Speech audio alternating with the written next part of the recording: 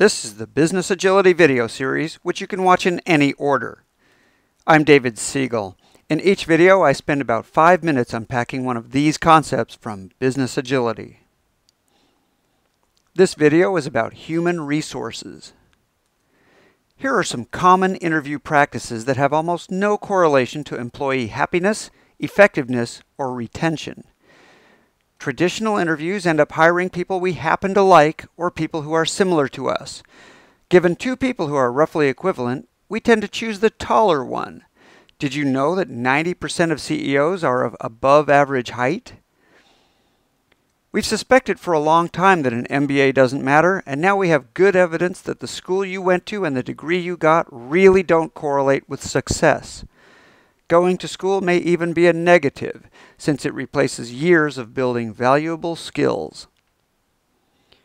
To save money, skip the interview entirely and just take the fourth resume down from the top.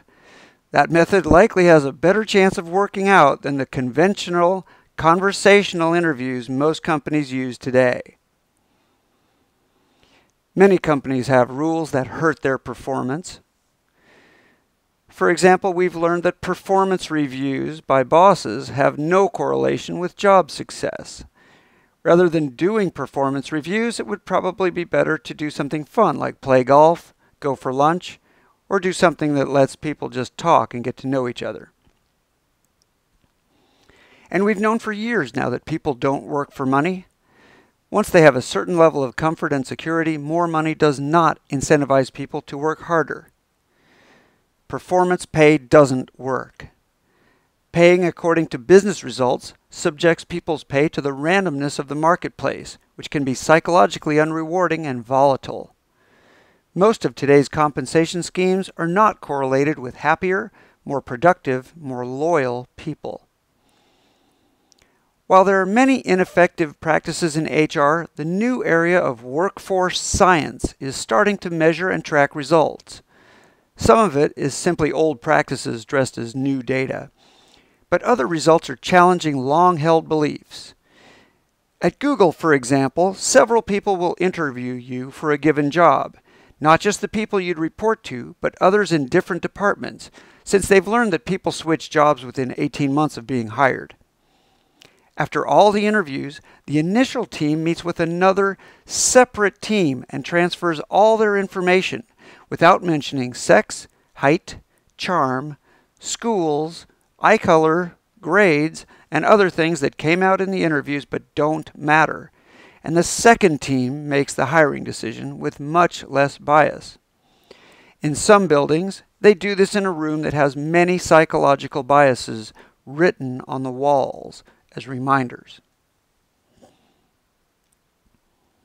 At Google, they used to think that technical expertise and mentorship were the most important factors for being a good boss, but their data showed otherwise. What correlated with job satisfaction, effectiveness, and longevity? The winners turned out to be management consistency, openness, and willingness to listen. Google stopped doing performance reviews and started giving employees a chance to review their managers instead.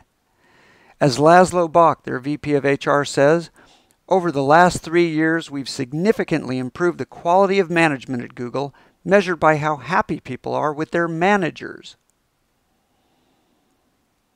There are a lot of ways to improve compensation. At Netflix, they ask employees to go interview and see what they are worth in the market.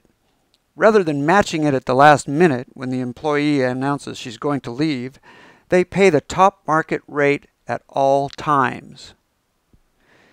What about vacation pay and how many hours employees should work?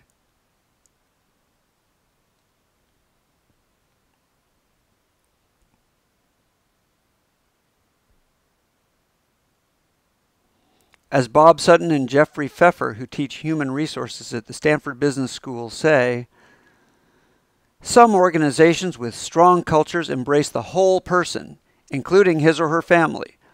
When sincerely and effectively executed, this approach builds enduring bonds between companies and employees, including well-documented benefits such as lower turnover and greater employee effort, engagement, and cooperation aimed at helping the company get ahead. Doing what works is what business agility is all about.